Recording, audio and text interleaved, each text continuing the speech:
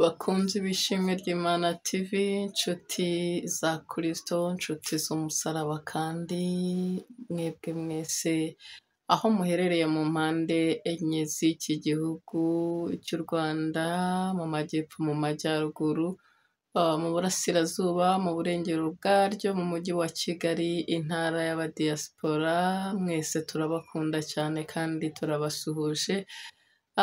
Nshuti zacu abarundi aho muherereye, mwaba muri mu gihugu imbere, aho muri kandi mu mpande enye zose z'isi, bantu mwese mudukurikira kuri iyi cano Ishimwe ry'Imana TV, turabashuhuje kandi amahoro y'Imana abe hagati muri mwe, abe mu banyu. Tunashima Imana ko mwebwe mukurikiye iyi cano mukiri amahoro, natwe turashima Imana.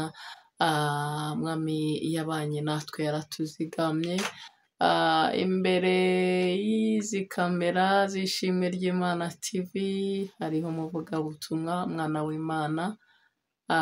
Turamwakiriye mu izina rya Yesu, niyongere abayambire cyane, ndabizi ko mumaze kumumenyera.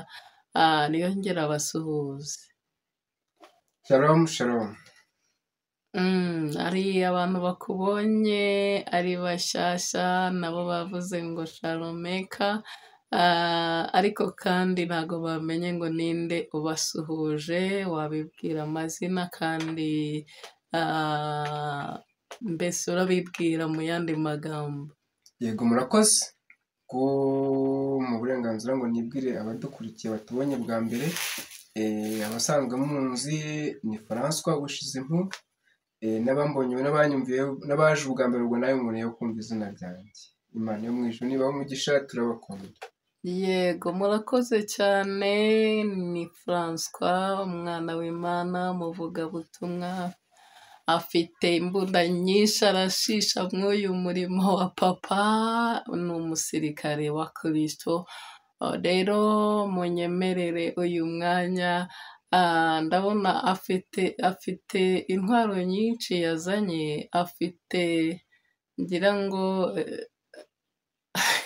yafashe ibitabo byinshi cyane, ashobora kuba azanye impamba mw'ibi bitabo. Ndi kumubona ni ibitabo byinshi rwose, ahari mwabonye Bibiliya, ariko reka tubanze tumwinginge ibi bitabo banza byereka abakunzi b'Ishimwe ry'Imana TV, ahari nimbivuga mutari kubireba, atubwire amakuru y'ibi bitabo. Murakoze. Nk'uko yababwiye, igitabo cya mbere mfite ni ijambo ry'Imana. Iyi niyo nkota iyi niyo mbunda turashisha, kandi niyo nkota twitwaza aho tugiye hose. Hanyuma nk'uko abivuze, iki ni igitabo cya kabiri, murakireba. Murabona ko ari igitabo kinini cyane rwose, ngira ngo murakireba. Iki nacyo turaje tukivugeho mu kanya. Dufite n'ikindi, urabona ko gitandukanye na cya kindi, ariko nacyo ni igitabo kinini, kugira ngo murakibona nacyo ko kingana. Ibi ngibi ni ibyo mu cyiciro cya mbere cy'ubutumwa dufite. Dufite n'ibindi bitabo bibiri nanone ku ruhande, ngiki kimwe, ngiki n'ikindi, nabyo birimo ubutumwa bw'icyiciro cya kabiri, kuko ubutumwa dufite burimo ibyiciro bibiri. Icyo usabwe ni ukubukurikira kuva butangiye kugeza busoje. Arakoze cyane. Buriya abantu bari mu isi y'umwuka, hari igihe tureba ibitabo tukabona ni ibisanzwe. Nari ngiye kumubaza ko abishyiriye umwana ku ishuri, ariko yambwiye ko atari byo, ari byo azaniye abakunzi b'Ishimwe ry'Imana TV, na niyo mpamvu biteye amatsiko ubutumwa agiye kutugezaho. Reka tumuhe ikaze, aduhe ku makuru y'ijuru data yamuhaye, ariko kandi reka tumwinginge abanza asenga Imana, hanyuma atambutse ubutumwa bwa papa. Ni karibu. Yego, murakoze kuba umwanya ngo dusenge. Hanyuma nawe uduteze amatwi, nyemerera aka kanya uce bugufi, ducire bugufi Imana, ubundi dusenge kuko Imana niyo gucirwa bugufi. Turagushimye papa, tugushimiye ko ukiturinze kandi ukituzigamye. Tugushimiye ko uyu mwanya wongeye kutwemerera ko ubwoko bwawe bugaruka imbere yawe, wumve icyo ubabwira. Ari twebwe turaha, ari n'abadahari bagiye gutega amatwi ubutumwa, nubaho umugisha wawe.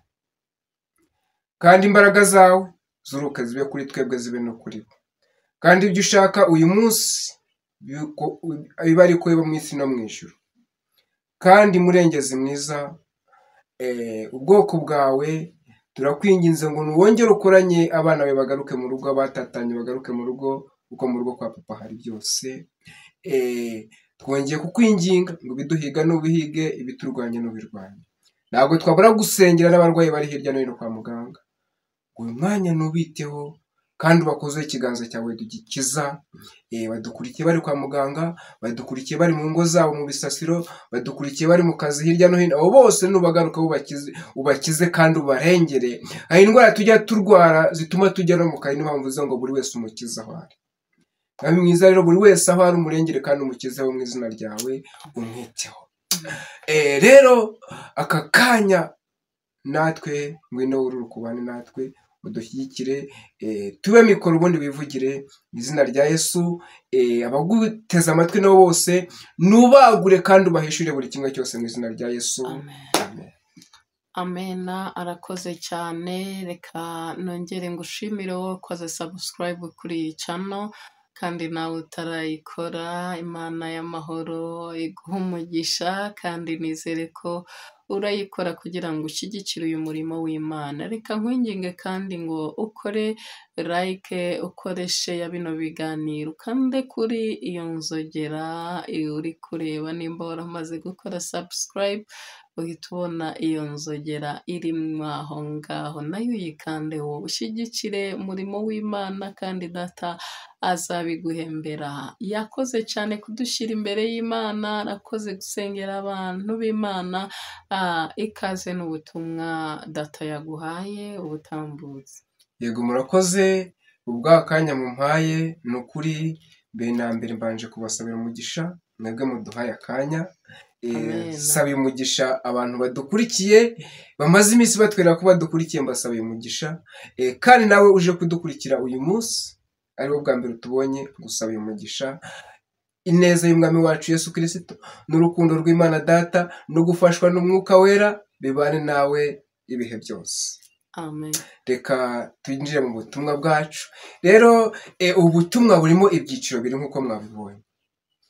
Harimo ubutumwa aribwo tugiye guheraho, bujyanye na Dawudi ku gihugu cy'i Burundi. Nibyo bitabo mwabonye biri iburyo bwanjye. Yego, Imana yo mu ijuru nibaho umugisha mwebwe mugiye kubukurikira, kandi mukaba mugiye kubutega amatwi, mukabusharinga n'abandi bose kugira ngo babashe kumenya icyo umwuka avugana nawe. Bufite n'ikindi gice cya kabiri cy'ibitabo na bibiri biri ibumoso bwanjye. Byose bifite icyo bivuga, niyo mpamvu usabwe kudutega amatwi dutangiye kugeza dushoje. Reka twigendere, tugiye gusoma amagambo dusanga muri Samweli wa mbere igice cya 18 n'umurongo wa 2. Niho tugiye guhera ku butumwa bujyanye na Dawudi. Samweli wa mbere 18.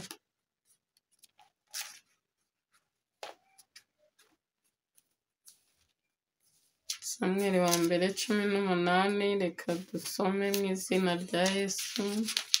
Yego, twagiye ngaho dusome. Umutwe w'amagambo aravuga ngo urukundo rwa Dawidi na Yonatani. Umutwe w'amagambo uratubwiye ngo, cyangwa se intego y'umwanditsi wanditse ubutumwa yese ngo urukundo rwa Dawidi na Yonatani. Nawe uyu munsi ukimara kumva ubutumwa, ukimara kumva iri jambo, ese nawe wowe Dawudi na Yonatani, nawe wumve iki jambo rikubwira, icyo umwami Imana arimo gushishikariza uyu munsi wowe Dawudi ashishikariza nawe Yonatani. uyu munsi Imana irabahuje, Dawudi na Yonatani murahuye kandi musanzwe munaziranye, ariko Imana yongeye gushimangira iki ngiki kuri mwebwe. Nuko Dawidi amaze kuvugana na Sawuli, umutima wa Yonatani uherako uba agati gakubiranye n'uwa Dawidi. Ngo nuko Dawudi amaze kuvugana na Sawuli, uwo munsi umutima wa Dawudi n'uwa Yonatani ngo bimera nk'agati gakubiranije. Uhereye uwo munsi ibyo byabereyeho, aho Dawudi na Sawuli bavuganiye ako kanya. Uwo Yonatani kandi yari umwe mu bana ba Sawuli, kandi Yonatani akamukunda nk'uko yikunda. kandi uyu Yonatani yategetswe, ijambo Imana yamutegetse gukunda Dawudi nk'uko yikunda ubwe. Nawe Imana igutegetse gukunda Dawudi, gukunda Yonatani nk'uko yikunda ubwe, kandi itegetse Yonatani gukunda Dawudi nk'uko yikunda ubwe. Aho muri hose, aho mugenda hose, ibyo muvuga byose, mujye mwibuka ko Imana uyu munsi bagize nk'agati k'inkubirane.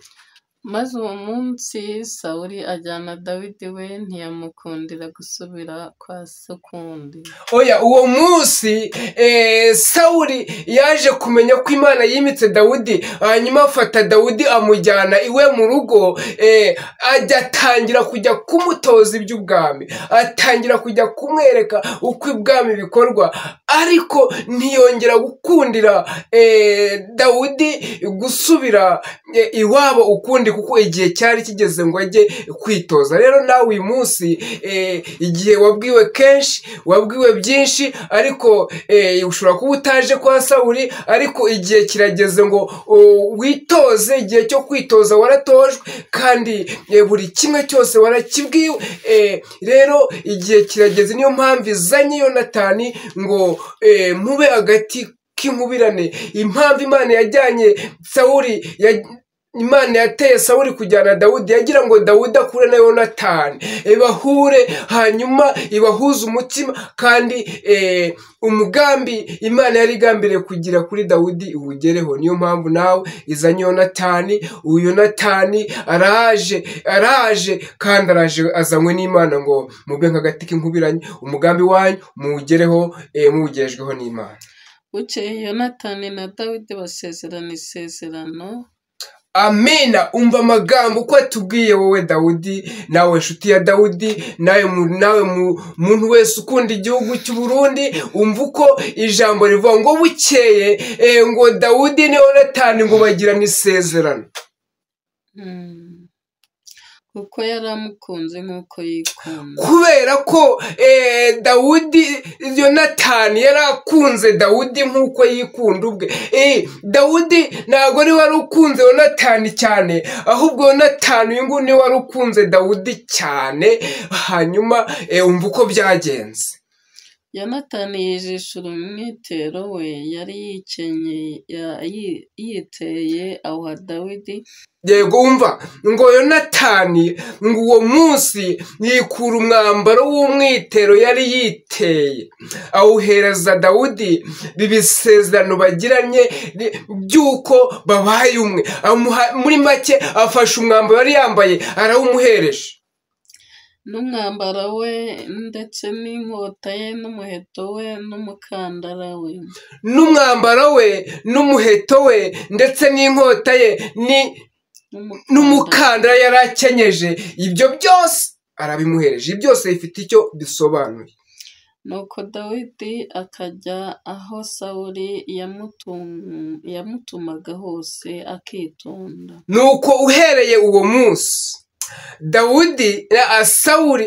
Dawudi yajyaga aho Sawuli yamutumaga hose, akagenda yitonze, kubera ko yari afite ibyangombwa byose byagombaga gukenera ahuye n'ikibazo icyo ari cyo cyose. Rero nawe uyu munsi Imana iguhaye buri kimwe cyose wari ukeneye, buri kimwe cyose wari ukeneye. Wowe Dawudi nawe muri kumwe, yaguhaye Gideyoni, yaraje iramuguha, none izanye Yonatani, Yonatani uyu nguyu yaguhaye buri kimwe cyose. kandi wibuke ko uyu nguyu Yonatani ni umwana w'ibwami kwa Sawuli. Rata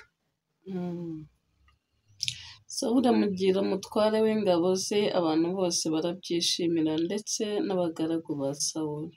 ngo ni uko uwo munsi Sawuli afata Dawudi amugira umutware w'ingabo, ndetse n'abatware bose barabyishimira, n'abandi bantu bose bo muri icyo gihugu barabyishimira. Imana yo mu ijuru nibaha umugisha. Uyu munsi Imana iguhaye ubutware wowe Dawidi. Uyu munsi Imana iguhaye igikundiro ku benegihugu, oya si n'abenegihugu gusa n'abari hanze y'igihugu. Imana igusize igikundiro, abantu bose bagiye gukunda, abantu bose bagiye kuza bakubwira ngo tugufashe iki, dukore iki, kubera ko Imana yagusize igikundiro, yagukundishije abantu bose, kandi n'uwakwaga Imana imutema umutima wo kugukunda.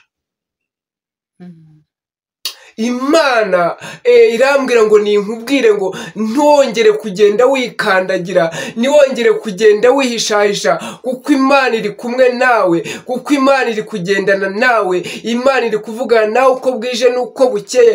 Kandi Imana irambwira ngo iraguhaye iki gihugu, irambwira ngo ninkubwire ngo iki gihugu irakiguhaye, kuko iki gihugu ikiguhanye n'abakirimo bose n'ibirimo byose, ni wowe ubifiteho ijambo rya mbere n'irya nyuma, ariko hambere hari Imana ugakurikiraho rata. Hanyuma rero ntabwo turavuga ibintu byinshi ku ibi ngibi, turahera reka mbe nivugire ku iki gitabo. Iki ngiki nicyo ngiye guheraho, hanyuma iki gitabo urakibona uko kimeze. Izi mpapuro zose nta na rumwe rutanditseho, izi zigize igitabo zose zanditseho. Hanyuma ibintu biri muri iki gitabo ni ibintu bikomeye. Imana irambwira ngo ninkubwire. Icya mbere kiri muri iki gitabo harimo amategeko iguhaye, ugiye kuyoborana iki gihugu. Icyo ni igice cya mbere kiri muri iki gitabo. Ikindi gice cya kabiri kiri muri iki gitabo harimo, urabona ko hano harimo umurongo, ngira ngo murawureba, ubitandukanije ko harimo ibice, murabibona neza, ibice bibiri bitandukanye. Igice cya mbere ni iki ngiki turangije, nicyo mbabwiye, kirimo amategeko agiye Imana imuhaye, agiye kuyoborana iki gihugu, agiye kuyoboza abantu bose. Urasabwa kugisoma witonze, hanyuma Imana yo mu ijuru ubundi ikaba ariyo ikubwira uko uri bubigenze usomye iki gitabo.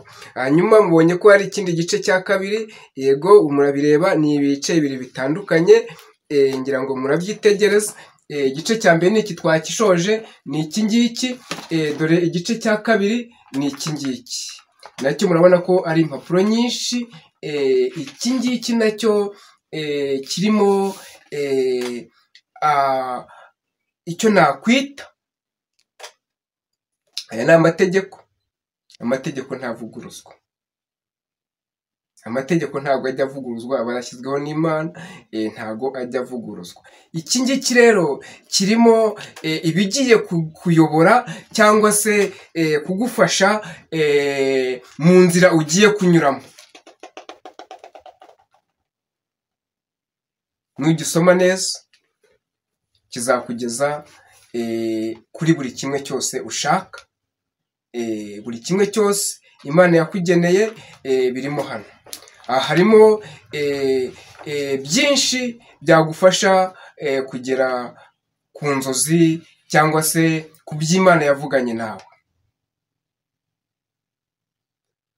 Ahangaha uzasangamo abo muzakorana umurimo, nabo uzabasangamo, n'ibyo uzagenda ubashinga uzabisangamo. Hanyuma Imana yo mu ijuru niguhe umugisha, kandi nkwifurije kugira ishyo n'ihirwe aho ugeze, kugira ishyo n'ihirwe aho ukandagiye bakwakire n'amashyi n'impundu, aho ukandagiye bakwakire bakuzimanire, kandi nawe ubasabire umugisha. Imana yo mu ijuru niguha umugisha.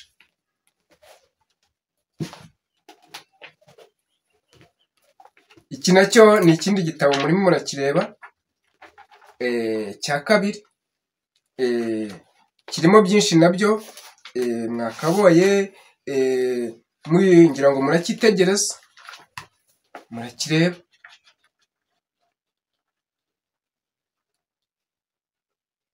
murimo murakireba murakitegereza.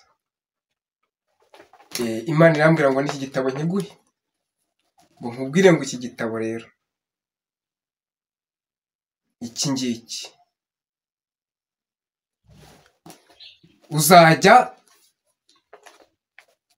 uzagiha Yonatani, niwe ugiye kugiha. Iki ni icya Dawidi, iki ngiki uzagiha Yonatani. Yonatani uyu nguyu azandikamo buri kimwe cyose, imishinga yose iri gutegurwa mu gihugu irimo hano.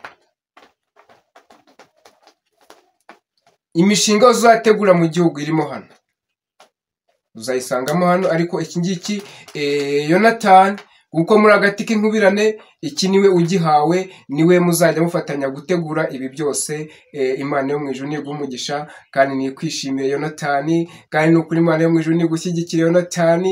Imana yo mu ijuru niguhe buri kimwe cyose, kandi Imana iramubwira nkubwire ngo iguhaye ubwenge Yonatani, na Dawidi muhaye ubwenge, kuko ngo kubaha Uwiteka niko kumenya ubwenge, ngo kandi kuva mu byaha niko kujijuka.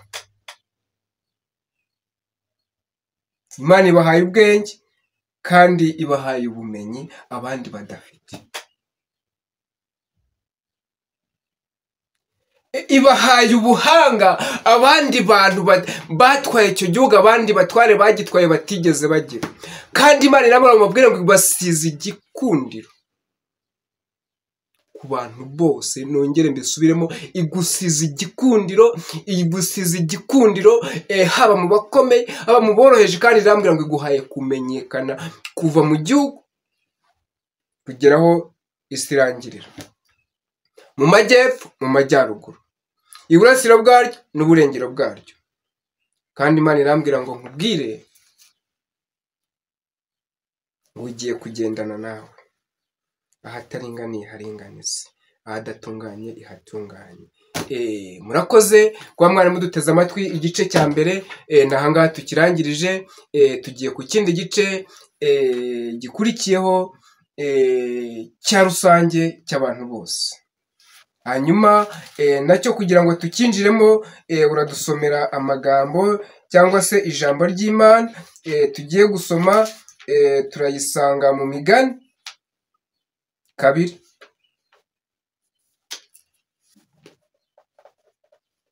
yere ku murongo wa mbere.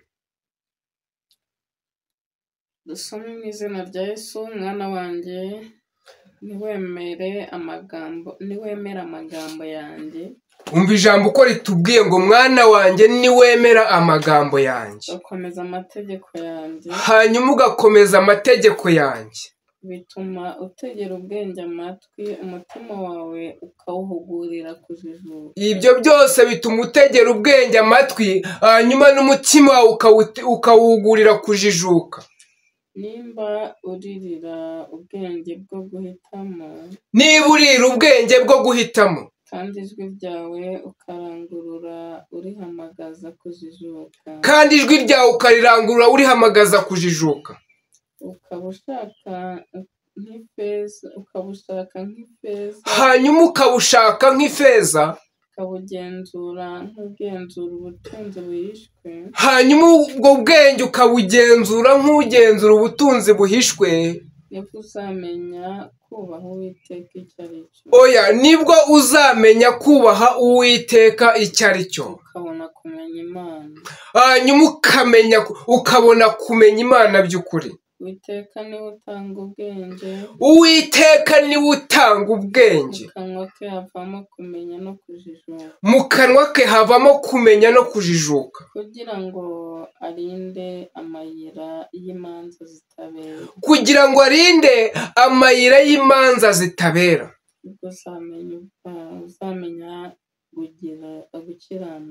Ubwo nibwo uzamenya gukiranuka n'imanza zitabera.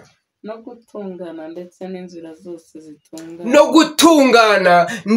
n'inzira zose zitunganye. Nuko ubwenge buzinjira mu mutima wawe. Nuko rero ibyo byose numara kubikora ubwenge buzinjira mu mutima wawe. Kandi kumenya kuzanezeza ubugingo bwawe.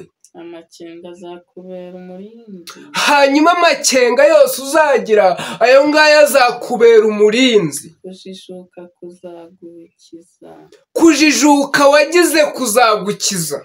Kugira ngo bigukure mu nzira y'ibibi.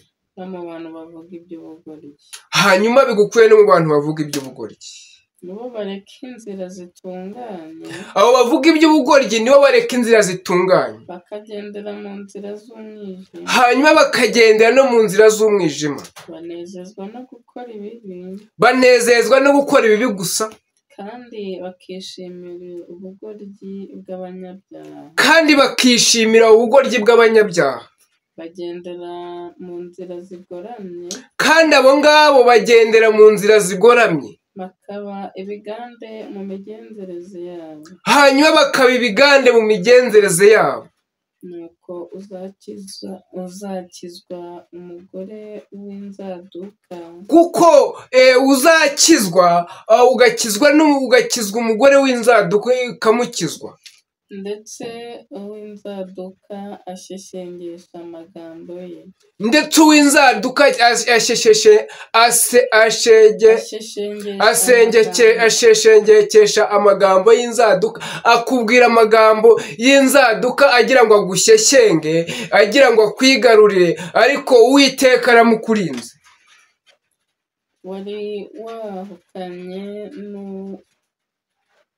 Wari wahukanye n'uwamurongoye mu bukumi bwe. Uwo nguwo yari yahukanye n'uwamurongoye mu bukumi bwe.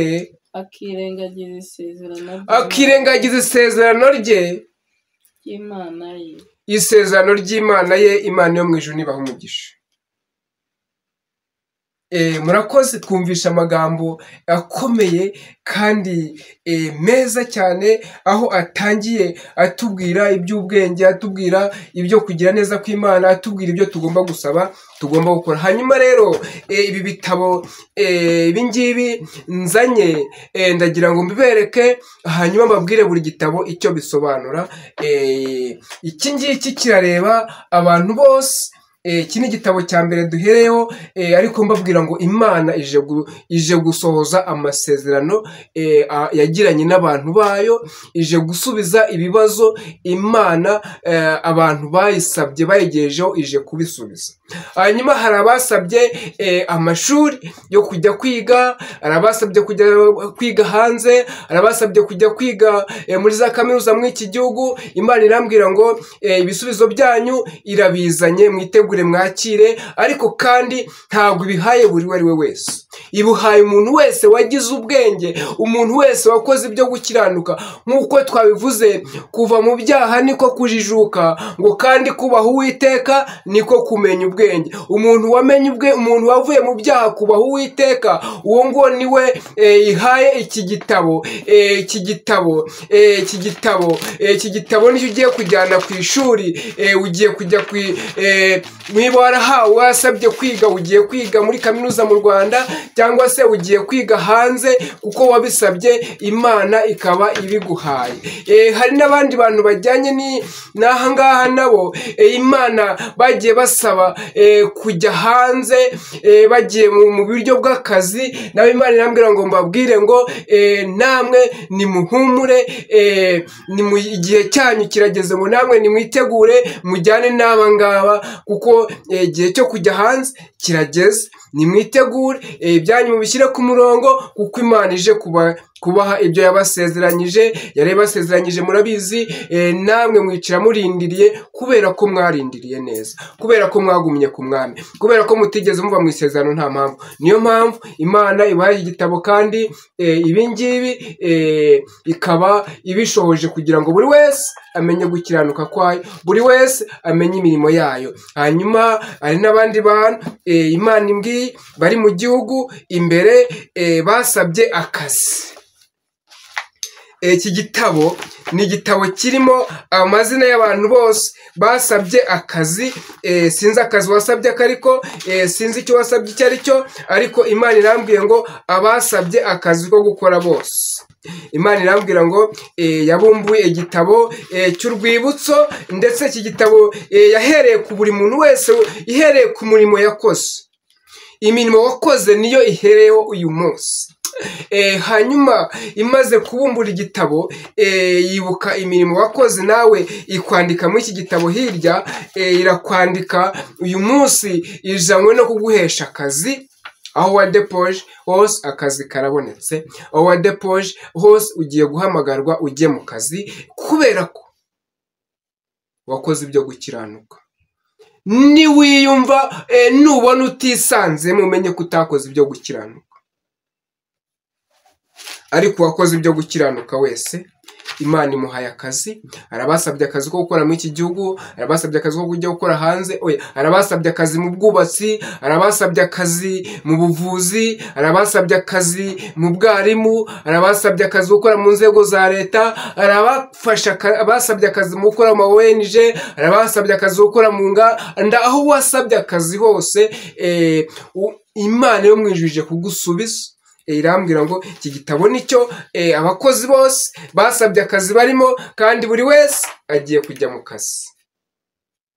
Kandi ukigera mu kazi usabwe gukora ibyo usabwa utunganye, kandi ntiwibagirwe gukiranuka. Wowe gukiranuka niko guhatse ibintu byose, gukiranuka niko kugenga buri kimwe cyose. Tugana ku musozo rero, ntabwo turivugaho ibintu byinshi, ibingibi birasobanutse. Tugana ku musozo w'ubu butumwa, ndagira ngo ngusabire umugisha wowe udukurikiye, ngusabire umugisha aho uri hose udukurikiye, kandi ukaba wemeye gutanga umwanya wawe ukadukurikira. Imana yo mu ijuru niguha umugisha, Imana yo mu ijuru nikwishimire. Hanyuma ngusaba ngo ukimara kumva ubutumwa, hari abantu benshi batabasha kumva ubutumwa, ubusharinga ukabubaha, kuko abantu bose ntabwo bageze kwicana y'ishimwe ry'Imana. Wewe wagezeho rero ukabuza batarayigeraho, basharinga ubutumwa, hanyuma nabo babashe kubwumva. Kandi nkubwira ngo niba ubishoboye, nguhaye uburenganzira, ubutumwa ubuhindure mu rurimi abantu bose bumva. Imana yo mu ijuru niguha umugisha kubw'icyo gikorwa ukoze. Imana yo mu ijuru niguha umugisha kuko udufashije kwamamaza ubutumwa bwiza bwa Yesu Kristo. Imana yo mu ijuru niguha umugisha kubera yuko udufashije gutambutsa iyi message kugira ngo igere ku wigenewe. Hanyuma munyemerere dusoze dusenga Imana, niba umuyobozi wari utuyoboye abicyemereye. Arakoze cyane, ariko mbere y'uko asenga, benshi bumvishe Yonatani kandi bumva Dawidi. Yonatani yaba ari kumwe na Dawidi? Yego, Yonatani na Dawidi ntabwo bajya batandukana nk'uko abyarana. Bari mu gihugu kimwe. Bari mu gihugu kimwe. Arakoze cyane rero. Bari mu gihugu kimwe. Niba wari ufite utari wanasobanukiwe, uyu munsi usobanukirwe. Ushobora kuba wari wibaza uko wibaza, se uyu nguyu ari hehe? Oya, uyu muri kumwe, ahubwo musabwe kumenyana nyirizina. Hari utubanga hari amabanga menshi muziranyeho, ntabwo twayavugira hano, ariko mwebwe muyaziranyeho. Yego, Imana ibahereza ubwenge bwo kumenyana, kandi baba agati gakubiranye, Yonatani na Dawidi, aho muri turakeka ko buriya Imana ijya kuvuga kugira ngo mugire icyo muhindura mu mikorere yanyu cyangwa mu migendere yanyu cyangwa mu migenzereze yanyu, ariko musabwa kuba agati gakubiranije nk'uko ubutumwa bwatambutse, ubundi Uwiteka abashyigikire muri uru rugendo. Reka tumuhe ikaze atarasenga kugira ngo abanze atambutse nimero za telefone. Hari benshi bashyashya kandi bakeneye kuzavugana nawe cyangwa bakeneye ubundi bufasha. N'umukozi w'Imana agira imbunda arashisha, nababwiye ngo mu buryo butandukanye, mu gusenga, mu kwigisha ijambo ry'Imana, mu guhugura, gutanga inama n'ubundi bufasha. Naduhe nimero za telefone wamusangaho.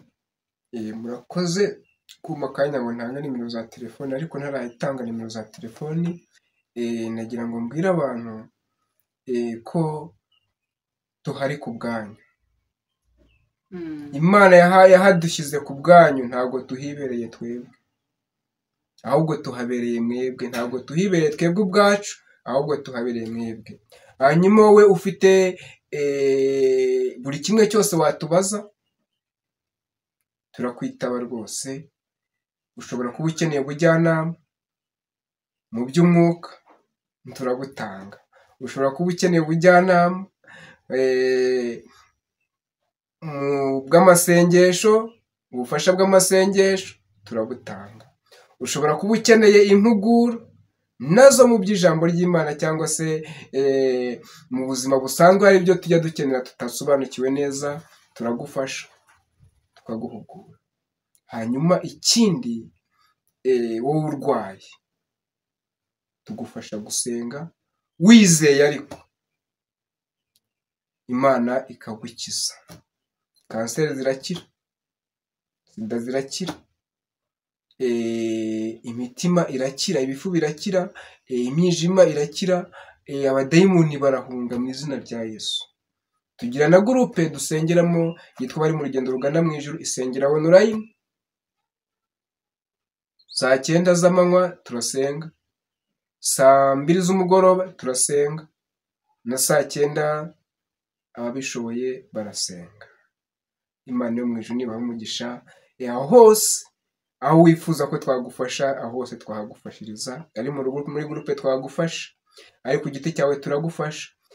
Ndetse n'ikibazo cyose ku bijyanye na Dawidi wakwifuza kutubaza, watubaza. Kuri Yonatani watubaza. Ubyo abagiye guhabwa kujya mu kazi watubaza. Ahubwo wowe icyo ushaka ni ikihe mw'ibyo ngibyo ngo baricyo tugufasha.